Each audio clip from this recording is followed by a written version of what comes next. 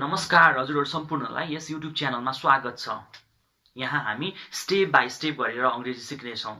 अंग्रेजी सुन्नमा जति सजिलो छ बोल्नमा त्यति नै कठिन अथवा बोल्नमा त्यति नै गाह्रो जस्तो लाग्छ हजुरहरुलाई पनि त्यसको समाधान लिएर हामी आएका छौं। ढिला नगरी अब आजको टपिकतिर हामी लागौं। आजको हाम्रो टपिक रहेको छ इन्ट्रोड्युसिङ योरसेल्फ अथवा आफ्नो परिचय कसरी राख्ने।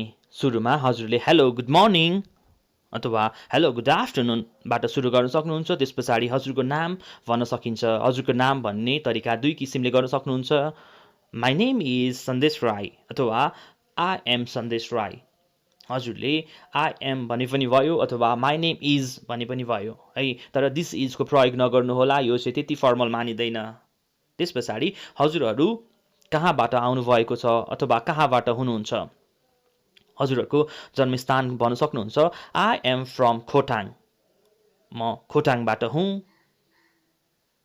हजुरहरूले आफ्नो भन्न सक्नुहुन्छ आई एम फ्रम पोखरा अथवा कुन ठाउँबाट हुनुहुन्छ त्यो ठाउँ भन्नुपर्ने हुन्छ। र त्यसपछि हामीले अहिले हजुर कता बस्दै हुनुहुन्छ, हालसालै कहाँ हुनुहुन्छ। आई लिभ इन काठमाडौँ अथवा आई लिभ इन विराटनगर अथवा आई लिभ इन पोखरा, कहाँ बस्नुहुन्छ त्यो भन्न सक्नुहुन्छ। त्यसपछि हजुरले आफ्नो उमेर, हजुरको एज भन्न सक्नुहुन्छ। I am 20 years old, I am 25 years old, हजुरको उमेर भन्न सक्नुहुन्छ। र त्यसपछि हजुर के प्रोफेसन गर्नुहुन्छ अथवा हजुर के काम गर्नुहुन्छ। आई एम अ स्टुडेन्ट, म एक विद्यार्थी हुँ।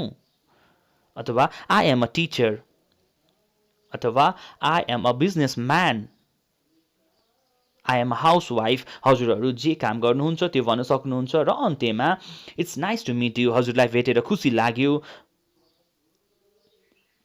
यति भन्नुभयो भने हजुरको सामान्य परिचय सकिन्छ। यसलाई फेरि एकचोटि रिपिट गरौँ है त। Hello, my name is Sandesh Rai, I am from Khotang, I live in Kathmandu, I am 25 years old, I am a teacher, it's nice to meet you. छैन त सजिलो? अब यसलाई हजुरले चाहिँ दोहोऱ्याउनुपर्छ अथवा हजुरले यसलाई चाहिँ धेरैचोटि चाहिँ रिपिट गर्नुपर्ने हुन्छ ताकि हजुरलाई चाहिँ सरल अङ्ग्रेजीमा चाहिँ बोल्न आओस्। वेल, हजुरहरूलाई आजको भिडियो कस्तो लाग्यो? यदि भिडियो मन परेमा तल रहेको रातो बटनलाई सब्स्क्राइब गरिदिनु होला र साथमै रहेको बेल आइकनलाई पनि दबाउनु होला ताकि हामी यस्तै भिडियो लिएर हजुर समक्ष आउने छौं। आजको लागि यति नै, हस् त, नमस्कार।